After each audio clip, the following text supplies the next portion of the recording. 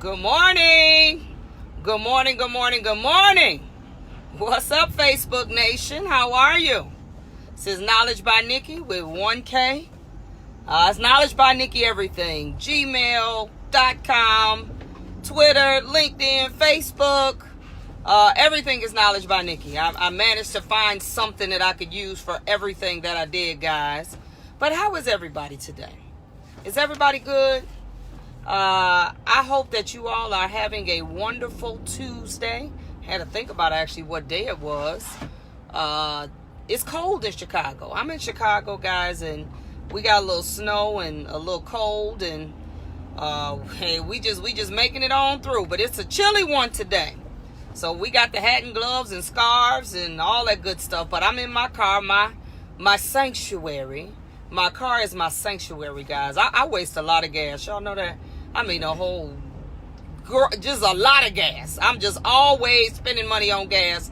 But, you know, this is the place where I think. This is the place where I get some of my best thoughts. I talk to myself. I talk myself into stuff, talk myself out of stuff. I mean, I be having a full-fledged conversation in the car. I'm glad we got like mobile devices and car phones, so people actually probably think I'm talking to somebody, but I'm really just talking to myself. So, you know, we got to do that sometimes. But I want to finish up the book that I've been talking about for the last probably week and a half. This book right here. You all see this? It is 100 things that successful people do. And I just cannot state enough. I just cannot emphasize enough that in order to be successful, guys, you got to change the way you think. You just got to change the way you think about everything. Things that you once felt strongly about, you may have to question them. You may have to do them differently. There is something, if you find yourself being around a lot of people that you deem successful, you will find that and you get a chance to really talk to them. I mean, more than just hi and bye, but you'll find that there's something very common. No matter what industry they're in, no matter what they're successful at, they have a different way of thinking. They have a different way of approaching life and people and things. And so let's talk about a few more. We've actually done 1 through 60. I'm going to go ahead and finish up. There's 100 total. I'm going to go ahead and finish up the rest. But this is the book. I actually put it in the captions because a bunch of you all direct message me like, what's the name of that book? So this is it. I'll show you the cover. Okay? And it is called 100 Things That Successful People Do. That's just what it is. And I believe it, guys. And I find myself shifting into some of these modes, not even realizing that I'm shifting. So let's start at 60. 60 says, eat and drink well. And that deals with, when I read this chapter, that really deals with us being more healthy. Now, I have been terrible for years at eating and drinking well and trying to balance out travel with eating schedules and proper eating and not eating this and not eating that. But it's something that we really do have to make a conscious effort of. And I am working very hard to do better because and then you're getting older. You know, as you get older, you'll realize the busier your life is, the more conscious you have to be about being healthy. And it's so true, because when you get busier, you zap in more of your energy and you won't have any. If all we have is garbage in our bodies and we drinking the wrong stuff and doing the wrong stuff. And it's true. I am a living testament to eating bad makes me tired. Drinking bad makes me tired. So I have to do better, and we all do. Seek and create harmony. That just means when you want people to look at you as if when you come into the room, you create great energy, or wherever your space is. If it's your office, your salon. I know I've talked to some of my coaching members about that. If I've actually had an opportunity to be in their space, you know, I'll say something like, this space has really great energy. It has great energy. And some of you all may have even heard that from your clients. You create and you seek harmonic environments. You know, you could walk in a place and it feels either chaotic or dark or just and you have to create that. That energy comes from generally the person who owns it. Okay, get home on time.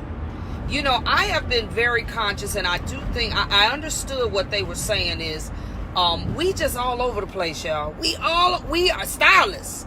We are all over the place. We have no established times that we do anything.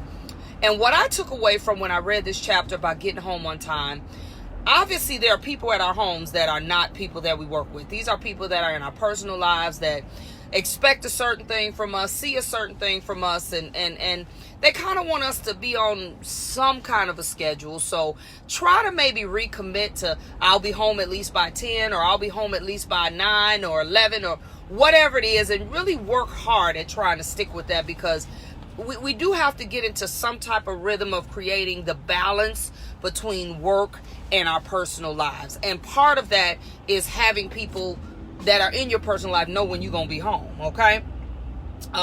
Choose and keep your friends wisely.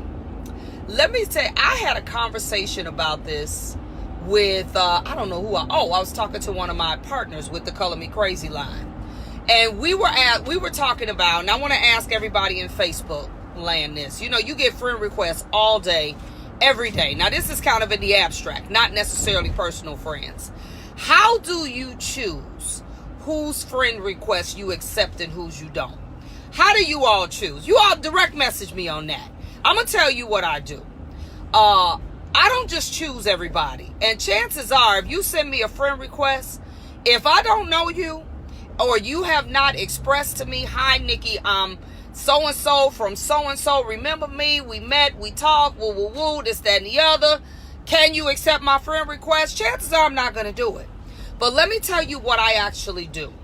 You have to think about, what do you need in your life? What type of people, I won't even say benefit, but what type of people do you need to be that close to? We're talking about friends, not associates.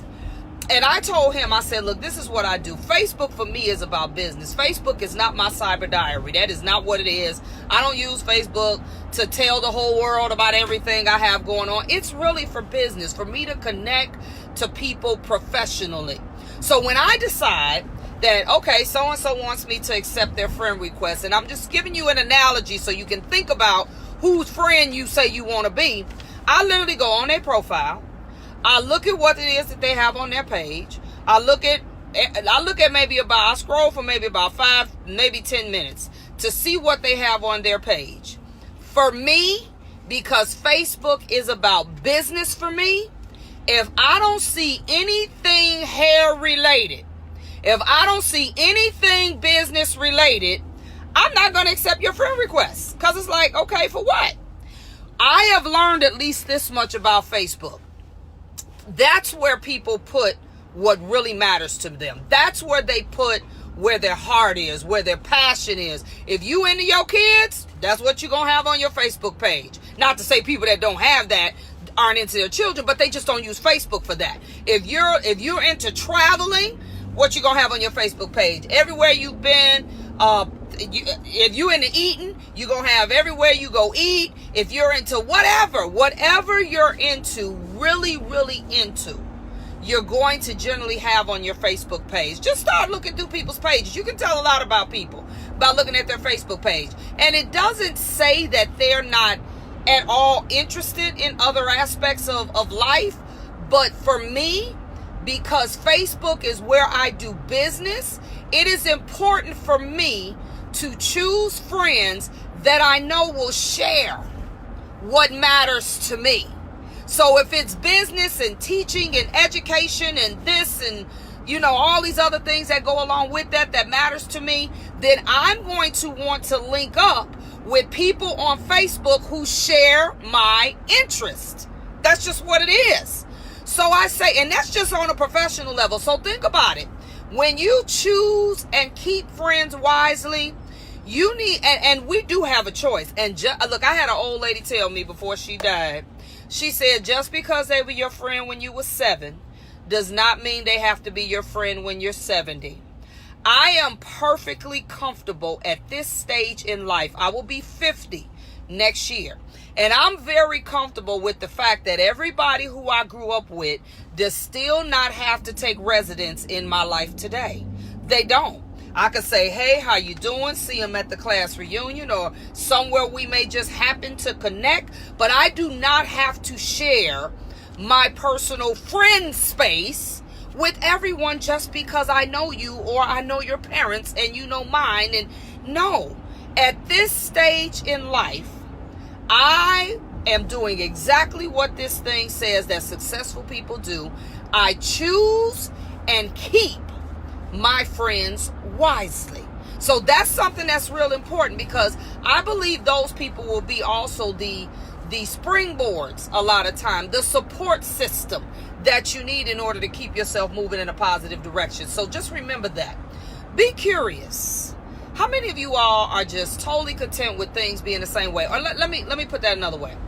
Does anybody other than me, if it's a certain route you go every single day and you see this street and you never went down that street and you see it all the time, but you never bothered to go down, do you ever just one day say, I wonder what's down there? I wonder, anybody that feels that way sometimes, you just throw me a little signal. I wonder what's down that street. And do you ever one day just say, you know what, I got some time, I'm going to see what's down there? Let me tell you, I have done that. I am like too curious. I have done that before, and I have discovered some stuff. Like, let's say, for instance, it's a store that I didn't travel way out of my way for. I had no idea was on that street. I'm like, are you serious? I never knew such and such was over here, whatever.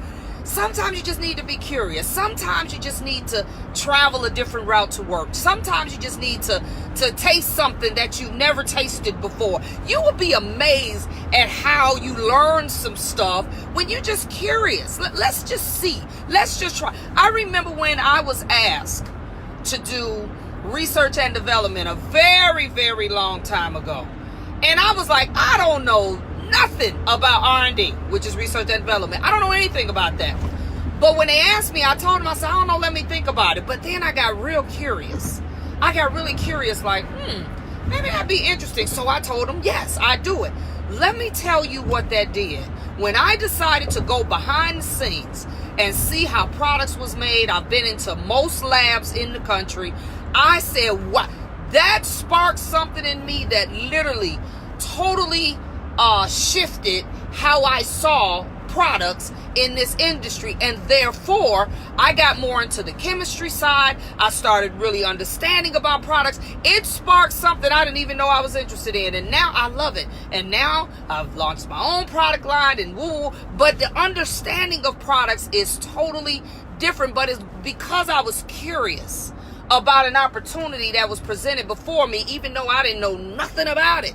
Okay? So be curious. You never know what you might learn from that. Do what you say. If you tell a person you're going to be somewhere, you're going to do something, do it. That is very simple, because you want to get to the point, and I have been totally guilty of this, because I will flip a switch and go another way in a minute. And I have had to be more conscious of, if I say I'm going to do this, even if I want to do another thing after I said that, I have made myself honor that, so that people now can know that what I do or what I say is what I plan on doing. And that's something you have to practice, because we do change our minds. We do.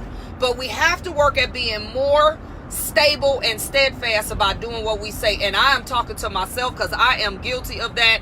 I will tell somebody, meet me over here, and switch. No, let's meet me over there. I am guilty of that. So I'm working on that as well, guys. Listen to this one. Pause. This is 69. Pause before you press send.